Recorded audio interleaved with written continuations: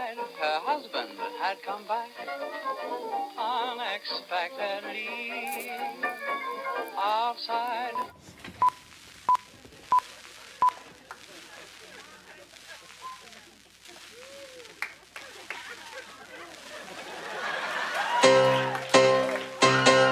Did your mother buy you trousers that were so uncool? Everyone was making fun of you at school.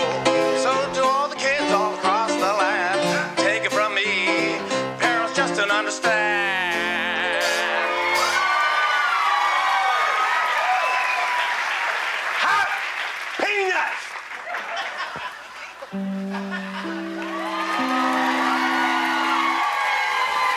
When radio was introduced in the 1920s, the public loved the new broadcasting.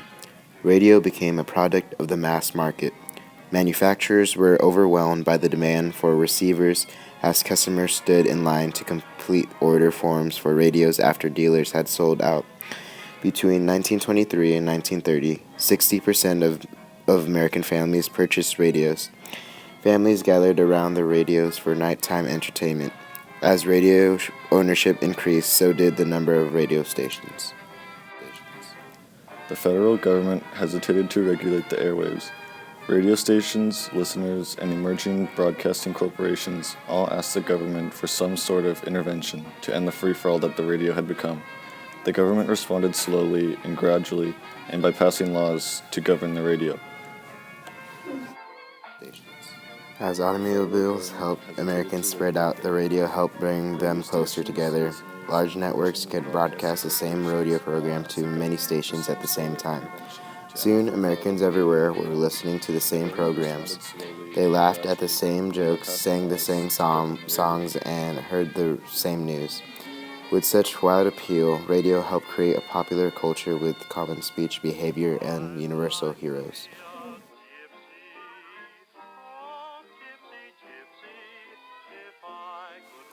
Another invention that produced big changes in American life was the motion picture.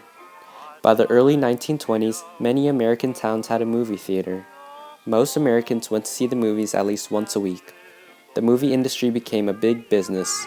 People might not know the names of government officials, but they knew the names of every leading actor and actress. Movies were fun. They provided a change from the day-to-day troubles of life. They also were an important social factor. The movies facilitated the rapid spread of popular culture in the 1920s.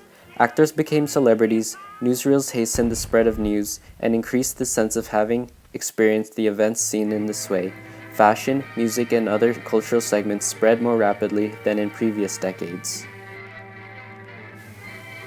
Films really blossomed in the 1920s, expanding upon the foundations of film from earlier years.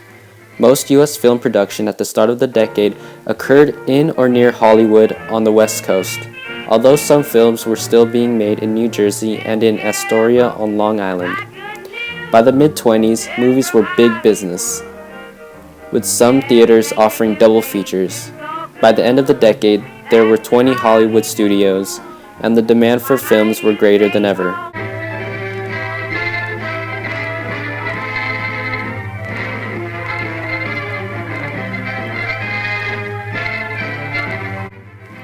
It was a great era for light-hearted silent comedy, with the triumvirate of humorists such as Charlie Chaplin. As writer, director, and principal actor, Charlie Chaplin demonstrated an unparalleled degree of cinematic control that allowed him to infuse his movies with inventive dramatic structure and inimitable comedic signature. As one of the movie's most richly talented filmmakers and creator of one of film's most indelible images, Chaplin is perhaps the most biographied figure in Hollywood history. His influence as comedic force and cultural icon have overshadowed one of his most triumphant roles as an independent filmmaker.